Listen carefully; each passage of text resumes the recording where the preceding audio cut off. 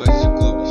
Nessa série eu falo um pouco dos times quanto eu desenho o mascote deles. Bom, nesse vídeo eu vou falar sobre o Esporte Clube Corinthians Paulista, também chamado de Timão, time do povo.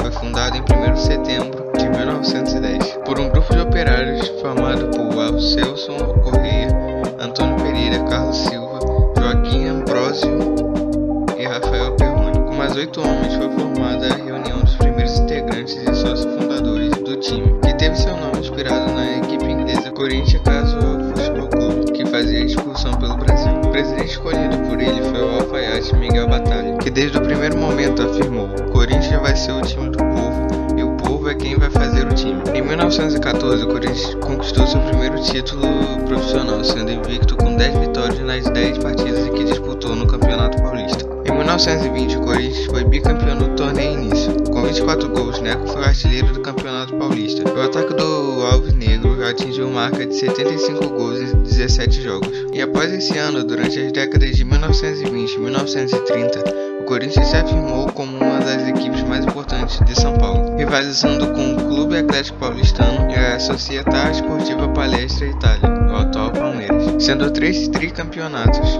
um feito jamais alcançado por outro clube paulista. Em 1980, o clube realizou um movimento chamado de Democracia Corintiana, liderado pelos ídolos do time, Vladimir, Sócrates e Casagrande. E após Valdemar Pires ser presidente do Corinthians, passou a aumentar o diálogo com os jogadores do elenco profissional. A democracia corintiana, portanto, foi um movimento que fez história no futebol brasileiro, já que os jogadores ganharam o direito de escolher por voto coisas como horário dos treinos e detalhes da concentração, além de decisões que tradicionalmente seriam tomadas somente pela diretoria e pela comissão técnica. Mas a influência da equipe esteve longe de se restringir ao futebol. O Corinthians estampou em suas camisas frases de cunho político como direta já, em uma época em que movimentos sociais se articularam para lutar pela volta da democracia ao país, já que o Brasil passava por um regime ditatorial. O Corinthians tem apenas um mascote oficial, o mosqueteiro. Símbolo de fibra, garra e valentia, o mascote tem 2 versões para sua origem. A primeira versão começa em 1913, quando após a formação da Associação Paulista de Esportes Atléticos, a maioria dos clubes se transferiu para essa entidade,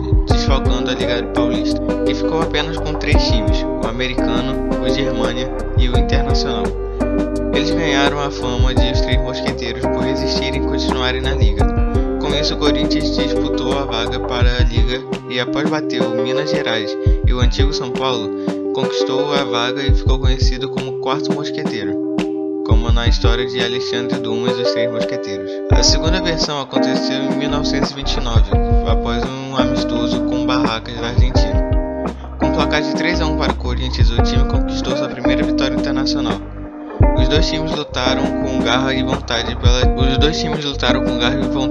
a vitória, e com isso Tomás Mazzoni, um cronista da Gazeta Esportiva, escreveu uma matéria no dia seguinte falando sobre a vitória corintiana. O jornalista comparou os jogadores do time com bravos e valentes mosqueteiros, já que tamanha era a força e a coragem para vencer. Então, a partir desse momento, o mosqueteiro se tornaria alvinegro e passaria a representar a inteligência, habilidade e fibra do Corinthians. Outro mascote do Corinthians é o Gavião, que mesmo não sendo oficial, representa a torcida do time.